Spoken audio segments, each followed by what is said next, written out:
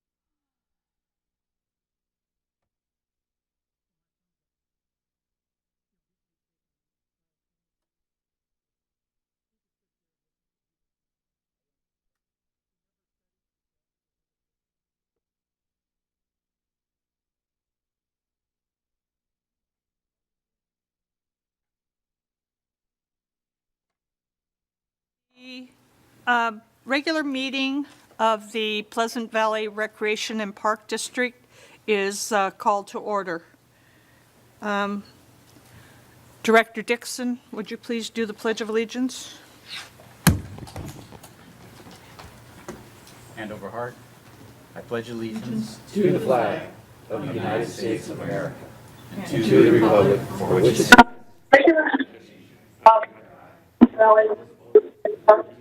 for all.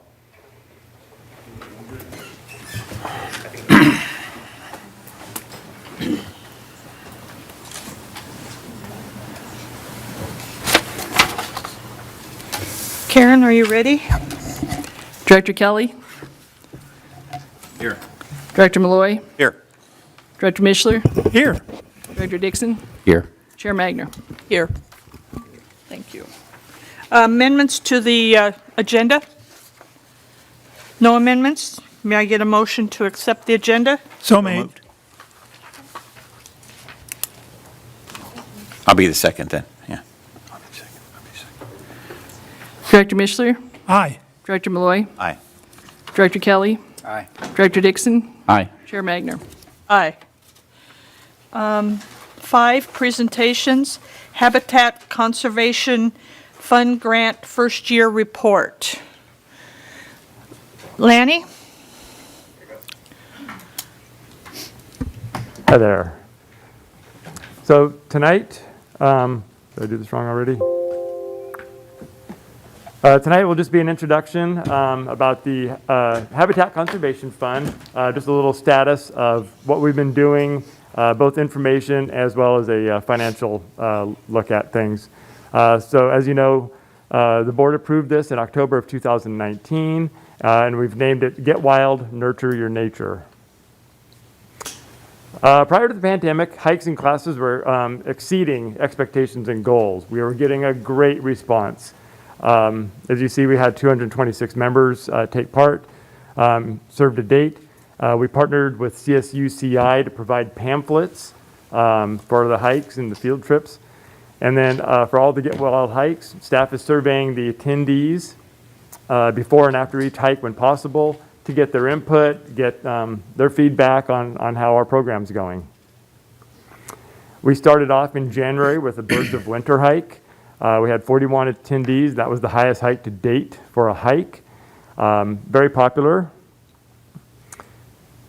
Also in January, we had the Roarin' Party in the park class. So this was a class, not necessarily a hike, with 21 attendees. You can see all the kids that took part in that. February 15th, the Love Your Dog hike. We had 6 attendees. Even though it wasn't very well attended, it was actually a very popular day. We had a nature photography class.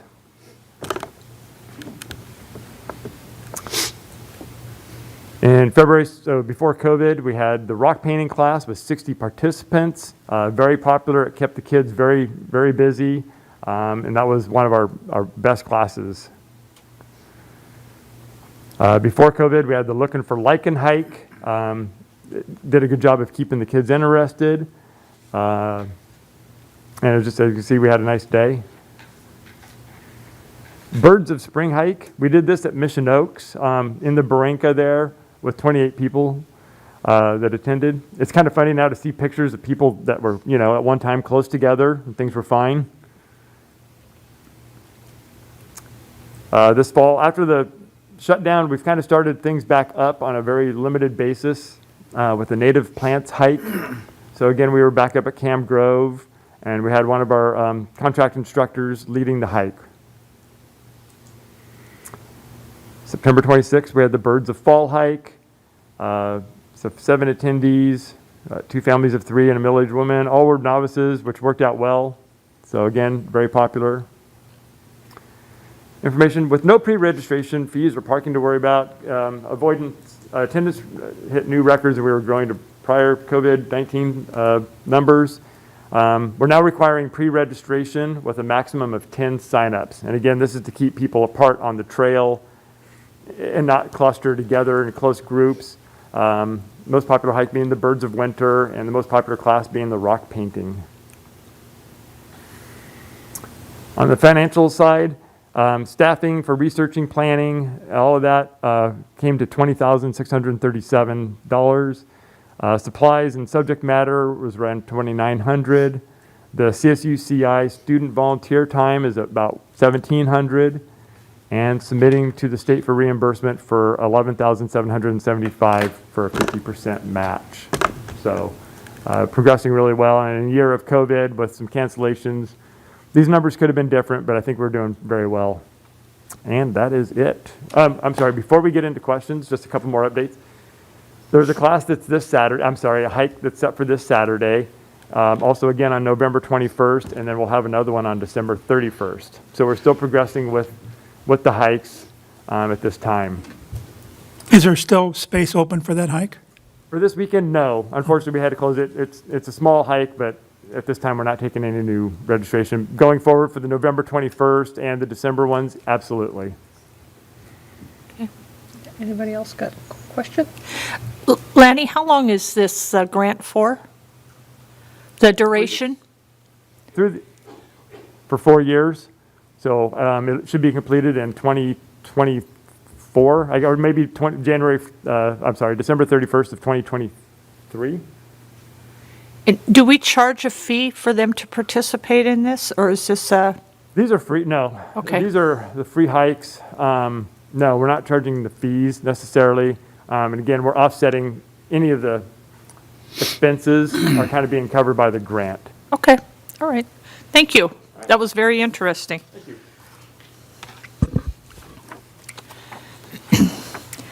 Okay, we'll move on to number 6, public comment. In accordance with Government Code Section 54954.3, the board reserves this time to hear from the public.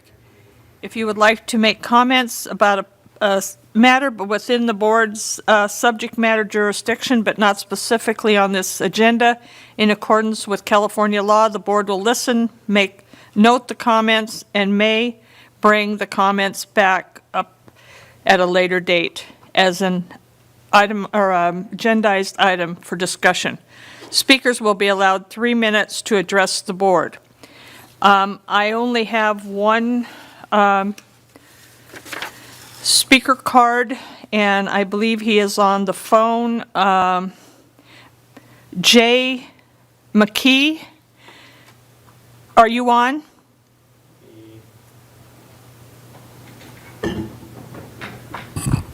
We just lost one person and the other person's still on mute, so I'm not sure if they figured out how to unmute themselves, but might want to give them a there, that might be it. Mr. McKee?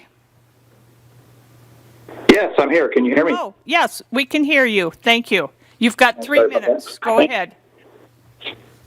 Yes, hi, board and attendees. I would like to bring a meeting with you tonight to bring your attention to the Springville Dog Park. Mike Mishler was kind enough to meet us out there about a week and a half ago and discuss some of the trees that the friends of the dog park, several of us that go to the dog park regularly, we're interested in getting more trees at this particular dog park. I understand that there were several trees that were there when the park was initially opened that got either knocked down by the wind or run over by ride-on mowers, and they have not been replaced. And I wanted to kind of find out or bring it to the board's attention if there's any plan or if there's any way that we can get in, starting in motion to replacing these trees that we lost. Okay. Is that it? I'll make a comment. Yes, that's it. Okay, okay. I think we're aware of Okay, this. great. I think we're aware of this, and if not, the park superintendent is here, and we'll look into it. And do I have your phone number? Yes. Yes, Yes, I I believe have your so. phone number, and a staff member will get back to you as soon as we figure out what's going on, okay? Or if they have further questions that of would- you? That be okay? That would be great. Do you know about how long that might be? Are we talking days, weeks, longer? I would think by the early part of next week. Today's Thursday. Bob, by Wednesday? How about by Wednesday? Would that work out for you, Mr. McKee? That would be fine, yes. Okay. And if you don't hear, please call the office and remind Karen, and she will follow up for you. Karen is Okay, one of our that sounds customer great. service reps, and she Yes, would... I spoke with her today. Yes, we'll do that for you, okay? Okay, fantastic. Thank you very much for your time. Thank you for calling. Do we want to do a quick update about the trees out, the existing trees? There were some questions out there. Did you want to just mention, since we're talking about the trees?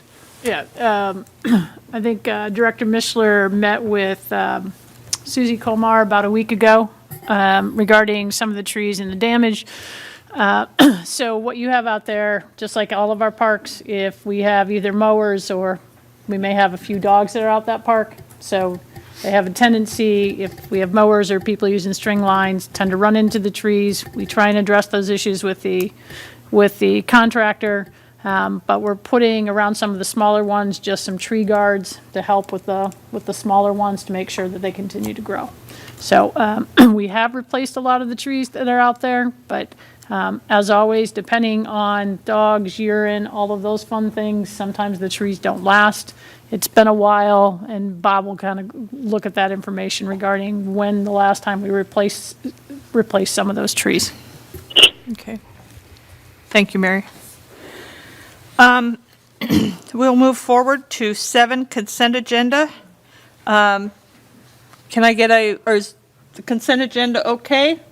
Okay, can I get a motion to accept this consent agenda? Yeah, I'll make a motion to accept the consent agenda. A second? Second? Karen, please. Director Mishler, Aye. Director Dixon, Aye. Director Kelly, Director Malloy, Aye. Chair Magner. Aye. Okay, 8 new items. Discussion and action. A is review and approval of the 2021 part-time salary schedule for minimum wage impact. I should say with the minimum wage impact, so, Leo?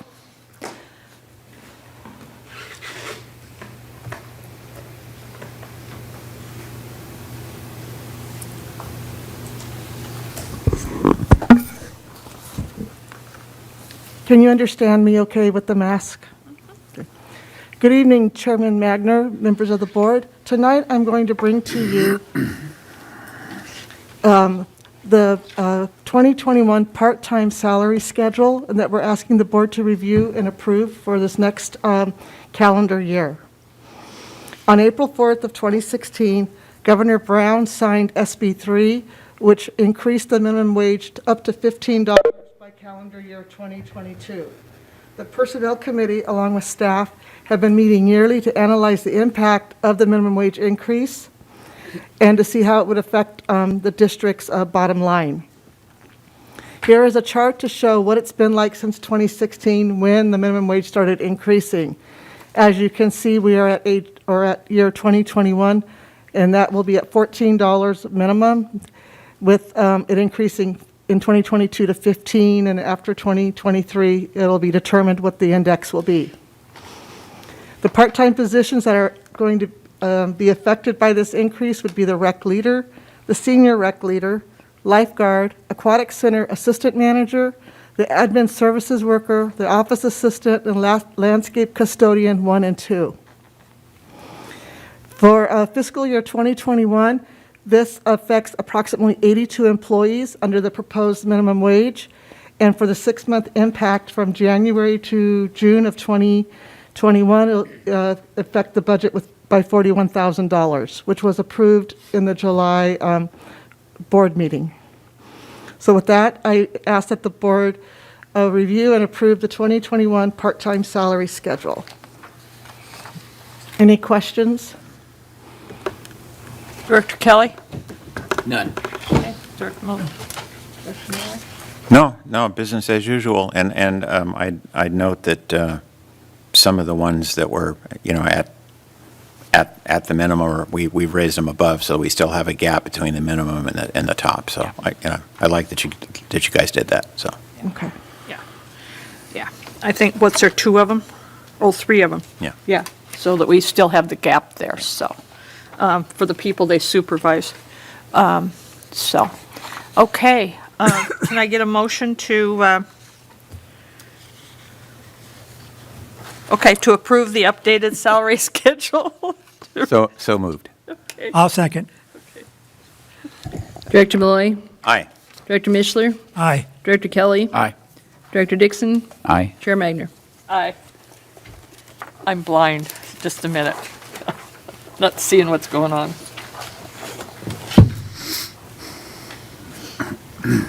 Okay, I'm better. 8B, recommendation of alternative 1 or 6 regarding Phase 1 of the Arneal Ranch Park renovation project and approval of resolution number 663. Anthony? Yes, good evening, Chair and members of the board. Tonight, we'll be discussing recommending option 1, or excuse me, alternative 1 or alternative 6 for the Arneal Ranch Park project. Before I really get started in here, I'd like to note there is one mistake in the staff report that I wanted to make sure gets addressed before we really dig in here. It was alternative 1 in the second half of the analysis is listed as costing $735,000, $735,244.05. That is actually a old number. It's a little bit less than that, according to the updated budgets that's included as attachment 1. So the real number for that is 97. 697. Thank you. And we're looking on page 43 of 48 of our handout, correct? Yes. Yes. So let's get started here. Just a little bit of background here. The Arneal Ranch Park draft final concept design that's included as an attachment here on the staff report was completed in July of 2019. The estimated cost of the full plan was estimated at just over $4 million. And staff is recommending pursuing the project in phases due to the cost. So phase 1 is likely to come from total funding is likely to come from multiple sources, but phase 1 is being funded through Quimby fees. The park itself was developed in 1980. As you all know and have seen, that it has fitness stations, a track, the district's only track, a restroom, picnic area, playground for ages 3 to 12, and large open spaces. A grant application for the park was submitted in August of 2019, but was denied. And the concept design that was created through community input by Withers and Sandgren that design is being furthered through the phases by the same architect. The phase 1 contract with Withers and Sandgren was approved in September of this year. So throughout conversations with staff, Withers and Sandgren developed a number of initial options or estimates for this first phase. And after discussions with staff and the finance committee, there are 2 alternatives that are being recommended here tonight for discussion. Alternative 1 is limited in scope. It doesn't include any new features for the park. And it does include new infrastructure, so things along the lines of new irrigation equipment and items such as that. However, these improvements aren't, and I'm going to say quote unquote, future-proofed here. If the park is to be developed further, some work to those infrastructure improvements will have to be redone. In alternative 6, which I would have changed to alternative 2, unfortunately the documentation that Withers and Sandgren sent to us said alternative 6, so I didn't want to confuse anyone. Alternative 6 is a little less limited in the scope. It was designed to establish a baseline for going further into the phases into the future. And it does include some feature improvement in the way of moving the equipment, the fitness equipment, from the inside of the track to the outside of the track where it was destined to go in the master plan. And this particular alternative is eligible for rebates through the Metropolitan Water District and the City of Camarillo Be Waterwise program. This will also include required ADA upgrades because once we touch the fitness equipment, the district will have to take on ADA upgrades as a part of the project in order to make the park guaranteed accessible by ADA guidelines. So I wanted to put these side by side for your review here so that you can kind of see what we're looking at in comparison. So each of these items here on the left are taken directly from the Withers and Sandgren's estimate. They're the categories that they've broken this phase into. Now they all pretty much address both alternatives address all of these items. Alternative 1 does not include any ADA improvements at all. And any future phase prep that would have been taken care of in Alternative 6 would be an additional expense in Alternative 1. And the items here that say revisions needed, those will all need to be touched again if we were to go into a phase 2 or a phase 3 at a certain point in the future. So Alternative 1, while I'll give you a functional park, it will need substantial rework going forward if the district chooses to continue renovating the park. So a little bit further into the detail on here, and I know there's a lot of numbers on the slide, but we are trying to provide you with a hard cost when it comes to if Alternative 1 is selected, what work and what cost would that work be to get it up to the same standard as Alternative 6. So for each of the same categories here on the left, the idea is this right here, this portion of the slide is the same as the last one. This is the estimated additional cost for each one of these items to get it to the same stage as Alternative 6 would be from the very beginning. So as you can see, we're looking at about $18,000 for demolition and grading work, over $100,000 in landscaping and irrigation work, and ADA improvements, which aren't included in this phase at all, would be over $200,000. So the cost of work that would be redone, or essentially work that would be completed in Alternative 6, namely irrigation and landscaping, comes to the cost of about $160,000 estimated. And then the cost of new work on top of that is $364,000. So this essentially, it would be a miniature phase to get it to the same standard as Alternative 6 would be. And the combined cost of doing Alternative 1 and this additional work to get to Alternative 6 standards would be approximately $1.2 million. Now, additionally, that's if the district chooses to do this in the near future. The longer we wait, more than likely these costs will go up. And additionally, this is including a nominal fee of about $40,000, a design fee from the architect, because she was unable to really kind of guess what her fee would be at that point in time. This is just a best estimate. So the one thing I would like to note here on this slide is that the irrigation is listed as $126,000. If you'll note in Alternative 1 in the back of your packet there, the irrigation work in Alternative 1 is also supposed to be about $120,000. That's essentially because while the main irrigation lines would be laid in Alternative 1, by redesigning them into a drip system rather than a traditional rotor system, you would essentially be laying an entirely new irrigation system all over again. So you would spend $120,000 to install it, and then another $120,000 to update it later on down the line. Whereas in Alternative 6, you'd be spending approximately the same amount of money just doing it one time to become a drip system from the get-go.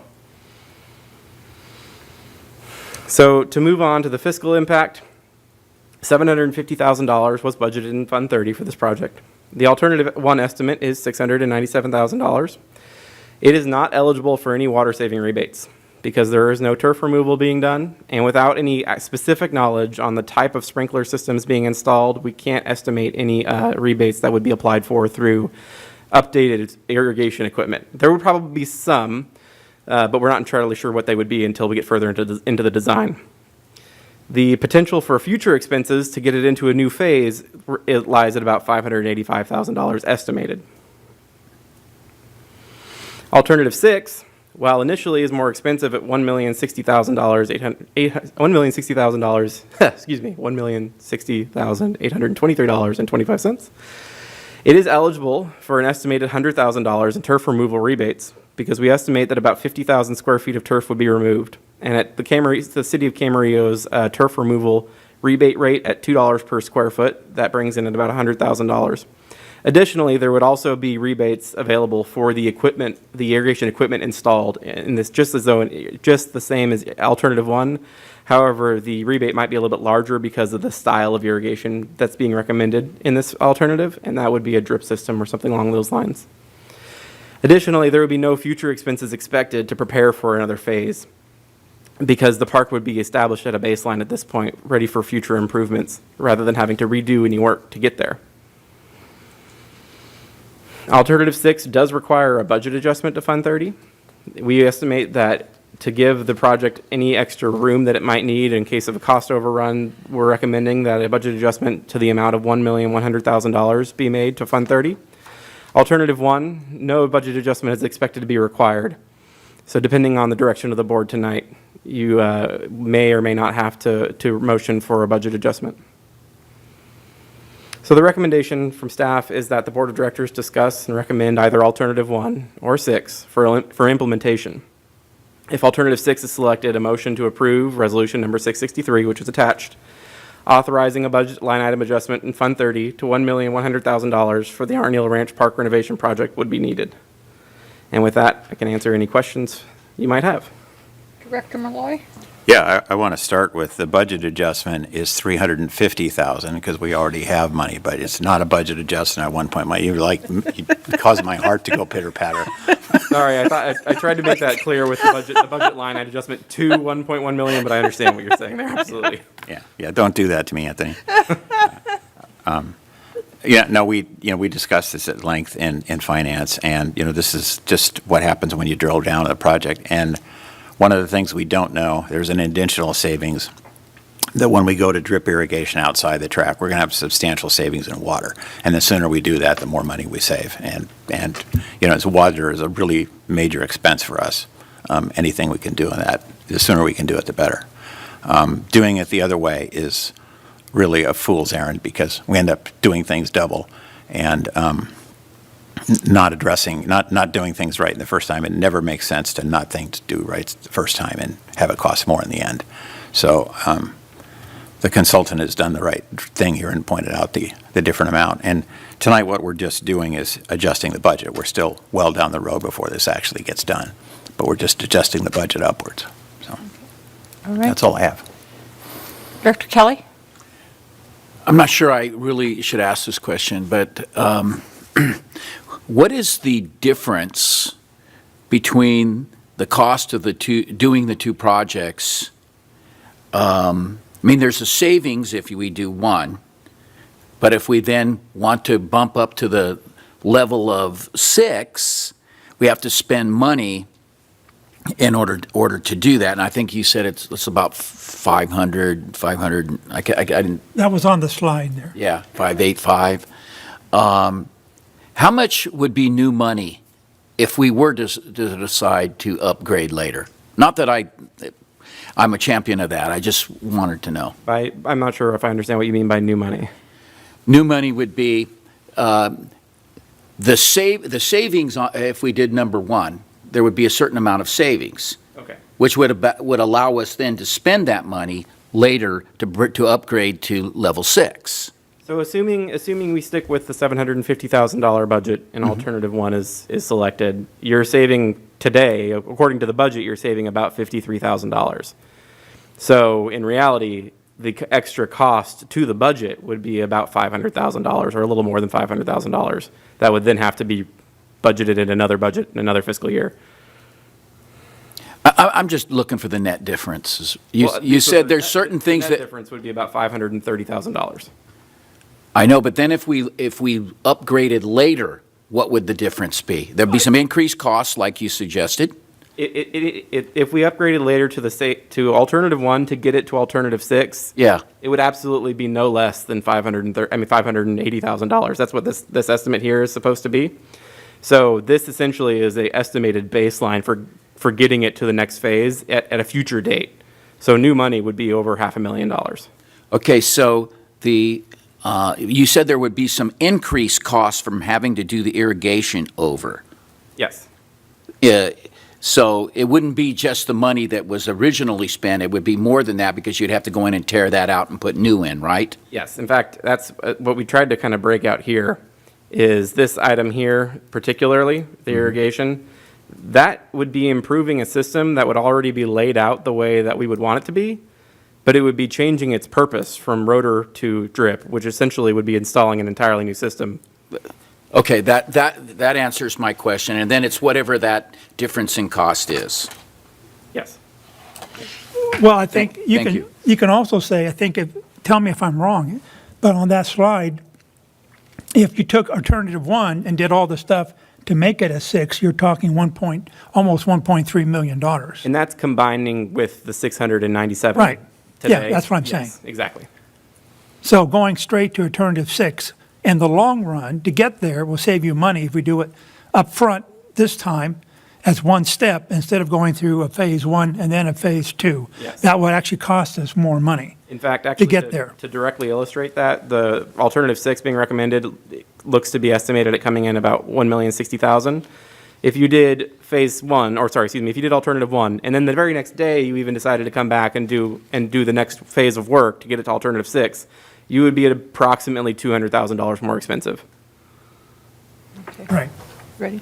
I'm sorry, I'm just. And Oh, you- go I'm ahead, still go doing- ahead. okay. And you also don't have potentially the savings for the water savings.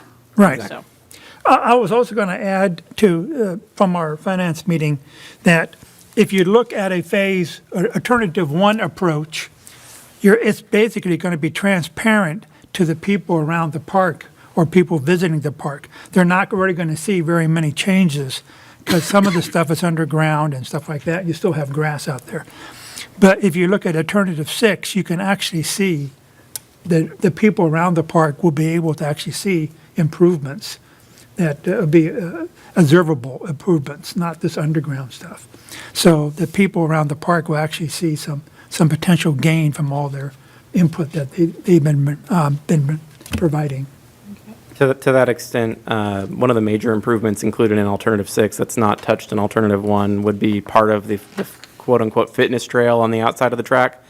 That's being considered part of the ADA upgrades because it's a path of travel upgrade. And that would be a major improvement to the outside of the track. And it's a rather large part of the design from the master plan.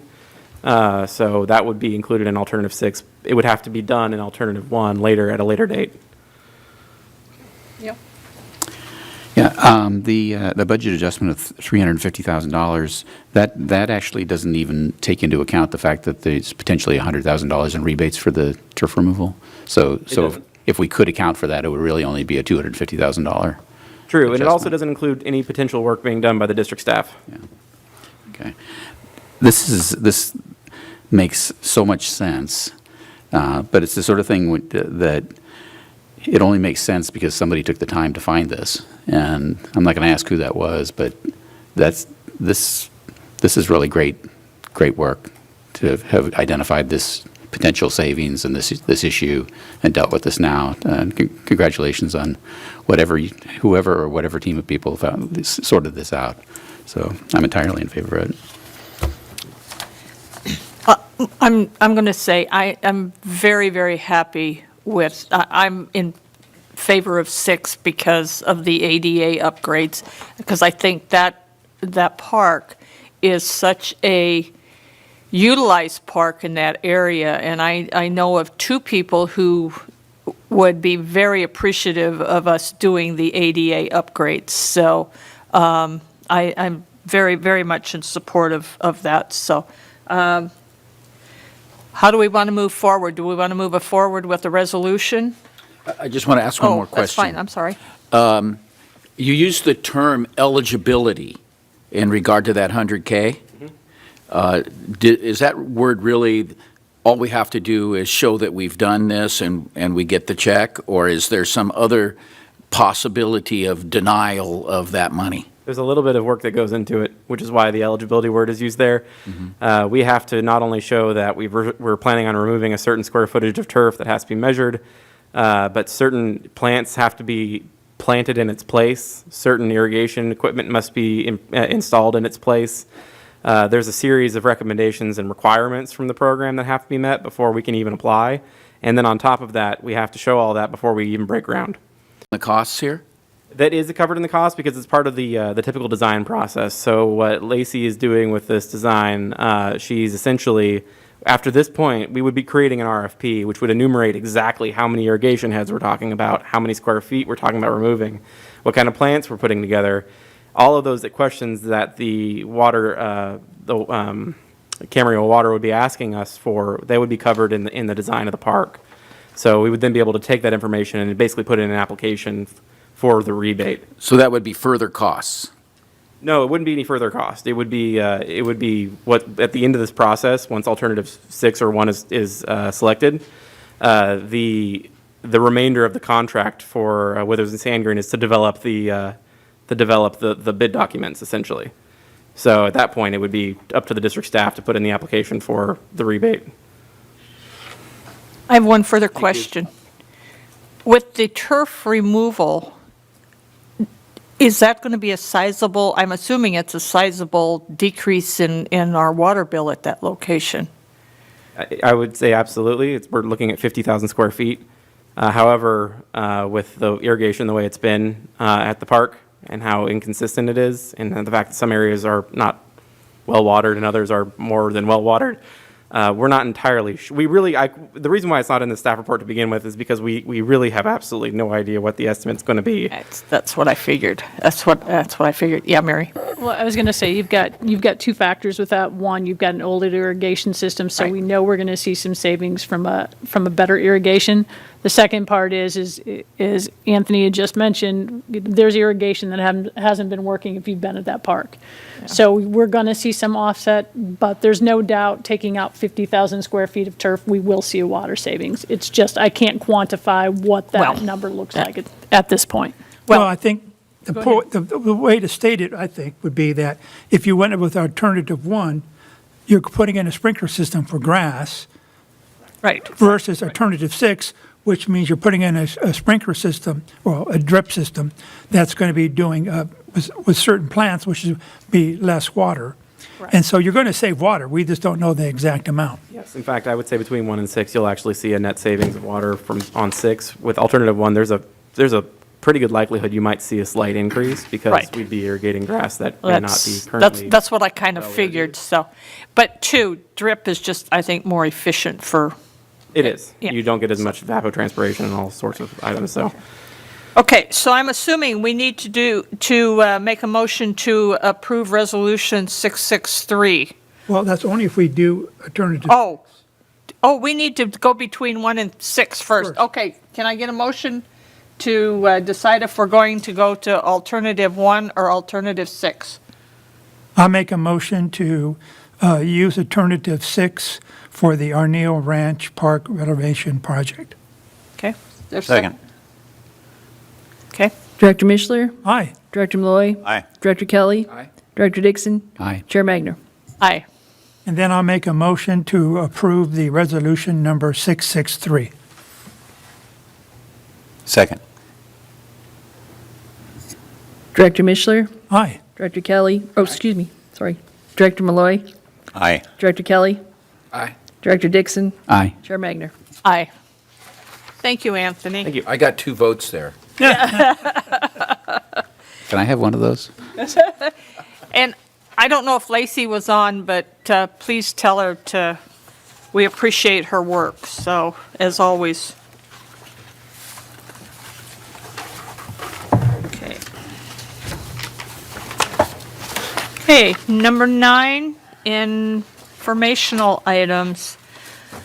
I'm going to bypass myself right now, and I'm going to jump down to B and to Ventura County Special Districts Association. There was no meeting. California Special Districts Association. We're not having any formal meetings right now. We're spending a lot of time on the phone, tracking things and preparing for next year. So really nothing until the middle part of this month, and then I'll be up there for 2 days in Sacramento. So we will move forward to Ventura County Consolidated Oversight Board. Mike? No meeting, but there's one tentatively planned for about 2 weeks from now. Okay. D, Santa Monica Mountains Conservancy. No meeting last month. Okay. Standing committees. Or I have no report. I should No say. report? Okay, all right.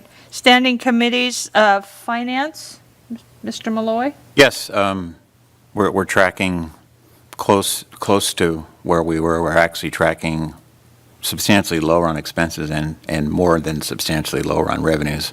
Okay. But our cash is so far holding up. But as you saw in the consent agenda where we set up the ability to borrow money from the capital fund to cover operating expenses in December, we're going to be cutting it really tight, getting to the December property tax check. So, and as I've said before, once we see what that is, we're going to really know what kind of shape we are going forward, because it doesn't appear that we're going to be able to open our programs up substantially. The county is actually heading away from the orange zone and back into the previous purple zone. We're not really headed toward the neck lower zone. I mean, today we had 158 cases. So the data isn't getting better, it's getting worse, and that appears to be a national trend. So the likelihood that we're going to be back with our programs open does not appear to be imminent in any way. So, but we're tracking it real close, and we're doing okay. Leo, I know we have 3 pay periods in December, am I correct? In December, no, we had them in October. Oh, we had them in October, so we only have 2 in December. Correct. Okay, and when we usually get the tax apportionment, what, the last week of? It comes in starting around the 20th to the 23rd, 24th. Okay. It comes in via ACH or wire, so we don't have to worry about the post check, office and then the taking it to the bank. So we do get the funds sooner. If we get the funds around the 20th or the 21st, it will be there to cover our last AP run and our last payroll run for December. Okay, all right, okay. Thank you, Mark, and thank you, Leo. Liaison Committee, let's start with,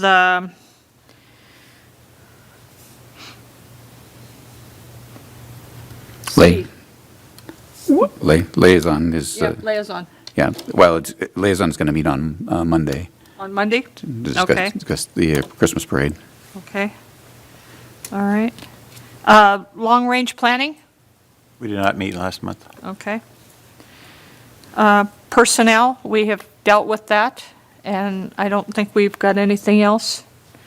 I had a whole list of stuff, but Oh, do you? Well, you go right no, I ahead. don't. I'm serious. I must have missed that meeting. We talked about basically about meals and travel policy. Right. At the meeting, and there's not much action. Only a slight change. Because isn't she going to bring it back to? Yes. Yeah, I was going to say, we're bringing that back. Policy Committee? Policy Committee continues to work on the same project it's been working on all year, the tournament scheduling policy, and we seem to, again, like I said last time, it seems to be 2 steps forward and 1 step back, but And now I think the staff's meeting with all the community service organizations. So, okay, Ad hoc Committee, Miracle League, No meeting. no meeting. Still Next waiting is- on the lawyers to get their job done. So it's in their ball court, not ours? It's in Miracle League's. Okay, all right. Nexus study, nothing? We haven't met for some time? Pickleball. We met last week, and it was a well-attended meeting. The auditorium was full. There was overflow into the atrium next on the side. A lot of interest in how we're going to expand pickleball access and still maintain the satisfaction of the tennis players. Most of the people who came and spoke were very, very reasonable, I thought, and understood that that there's going to have to be give and take on both sides. There were a few people who had theirs and didn't want to give anything up, but it was mostly an informational meeting. I thought it went very well, and we're going to continue. Well, that committee will continue to meet, I'm sure, with the public. Yeah, I think that, I think the turnout was great, and with all the social distancing and Lanny with the thermometer and checking everybody's temperature and everything, and mask being required, I think, and everybody complied. It was, I think it moved along really, really well. Plus, staff had them fill out, or asked them to fill out a survey, so we kind of get additional information. And I think a lot of them did do it. So we have some good information to move forward. So appreciate us being able to do that, and Bob's crew setting up the room and everything, because we filled it and filled the patio. So was very happy with the participation from the community.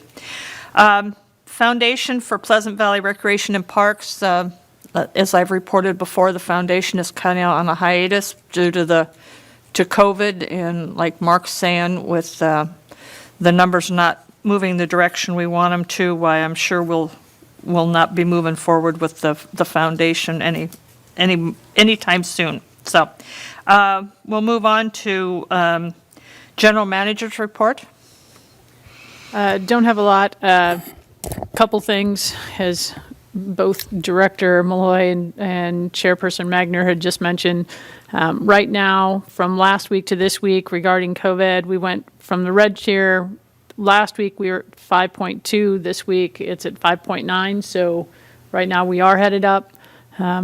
Hopefully we stay within the red tier, but we are not looking like anytime soon moving down to the orange tier. So I believe 2 or 3 counties went from red to purple. So that's not a good sign. So hopefully in Ventura County we can continue and wear masks, social distance. Just a other quick update on Saturday. We did the Halloween event, the drive-through Halloween. There was over 550 cars that went through.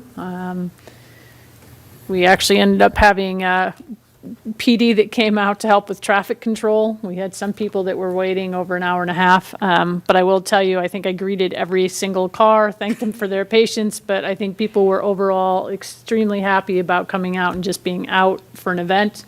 People wore masks, didn't get out of their cars, so it was well attended. And then also want to thank, well, I was going to say Rock City Studios, but it's actually Music Freaks who came out and had a band that was playing. So as people were in their cars, people could hear music. So it went really well. So that's all I have for updates right now. We'll have more for parade in a day or two. Okay. All right.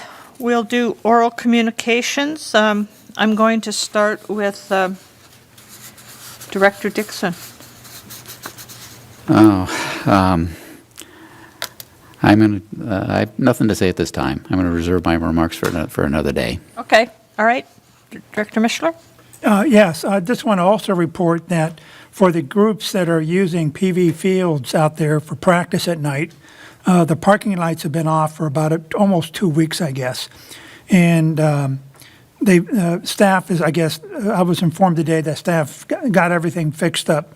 there was a breaker that was out that had to be replaced, and then the rats had chewed through some of our electrical wiring out there.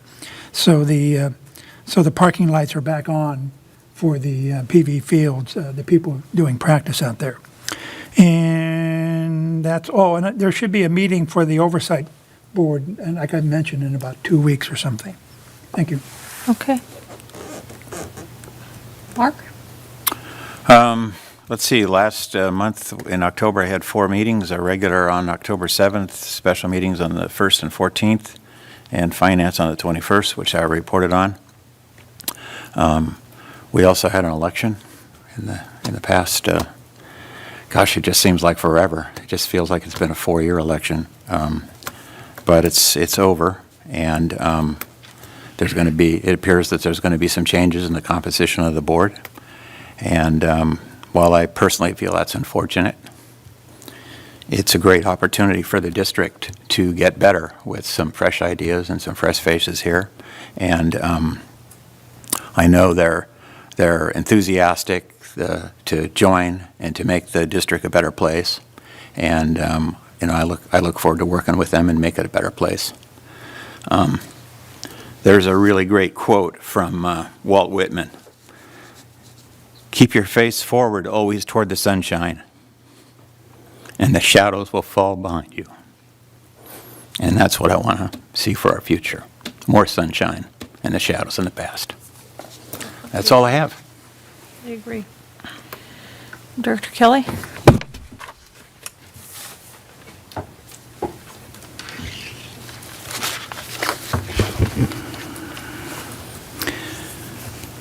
I have often said that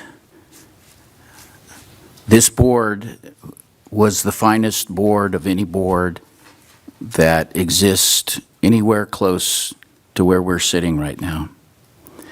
I've called it a brain trust. I have championed some of the great ideas and the effort that is made on a daily basis by the individuals that sit here, including the 2 who will unfortunately be leaving this board. It has been an honor to serve with Director Mishler and Doc Dixon, and I will miss them. And they will be missed by this district. I don't quite understand what has happened. Maybe it will become more clear as time goes on. But I want to thank them for the effort that they made, that I would find out things that they were doing, meeting with people in parks, talking to people, trying to work things out, trying to make this a better place. And they're both busy gentlemen, but they always took the time to make sure that this district was the best around, and it is in fact the best around. There's no place else like this. And so again, I will miss them, but we will still remain friends. Thank you. Mary, do you have anything else? The only thing I have to add is right now, I know Nick is looking at 4 or 5 trees at Valley Lindo. We have some really big pine trees that are starting to hang over. So we will be looking at taking those out in the next couple weeks. So just to give people a heads up, we will be replanting more trees, but we've got some that are starting to lean close to the power poles, over the canal. So just a heads up. So yes, we will be replacing them, but there's some large trees. So I just want to make sure the community, everybody knows that we will be taking care of those in the next couple weeks. And the tree at Bob Kildee? I'm kidding. Bob, the walkway at Kildee, the lights, has that been taken care of? Yes. Oh, Mary said yes? Yes. Okay. There was a timer and a breaker. Oh, okay, all right. That was my questions to be asked, was to see what was going on with the lights, because I think that was brought up on Monday night about the lights at the tennis court. Yeah, so, anything else? All right, I will adjourn this meeting.